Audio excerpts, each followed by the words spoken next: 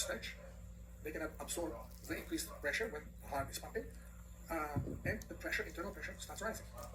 This is not a problem. But if you have a big larger in the brain, especially, or around the heart, they may break. Not by pressure by itself, but you jump, you have to do something, somebody hits you, pow, easily. You know that elderly bruise easily. If you touch the little bit harder and kill it, becomes plain because all these arteries are brittle. When you push it and it breaks and they bleed. And most of the elderly are on so-called blood thinners, which are nothing else but anticoagulants, and then the bleeding doesn't stop. And the space becomes loaded with blood, turns blue and green and brown. Well, because doctors don't understand the body. I didn't know everything of what I'm talking about is knowledge that I acquired once when I started really investigating. And this is after 2000. So less 25 years. And of course I'm guided because I would never get there without help. So when you do cellular study, older you are, the more chronic symptoms you have, the more careful you have to be with hydration. With changing diet, not so. You can change diet dramatically, very quickly, and body will love you for it. But things happen. And when we eat toxic food, also our digestive system, our intestines, the cells are going to react negatively to it. They tighten the membrane, so the absorption is not really good.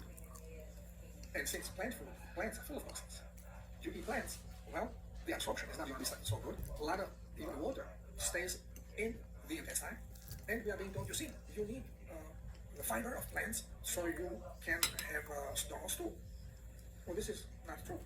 You need it because your body is dehydrated and it wants all the water you can provide and all the minerals you can provide.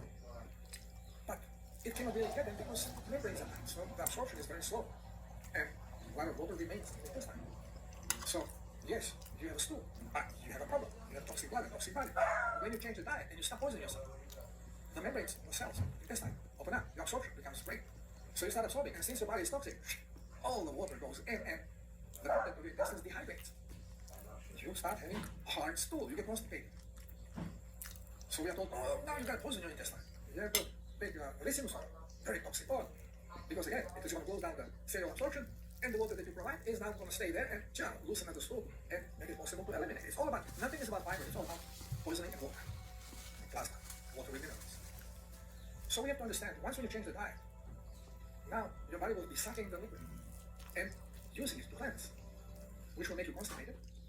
And on the other side, if you don't provide enough, you cleanse so you can have a strong stool. Well, this is not true. You need it because your body is dehydrated and it wants all the water you can provide and all the minerals you can provide.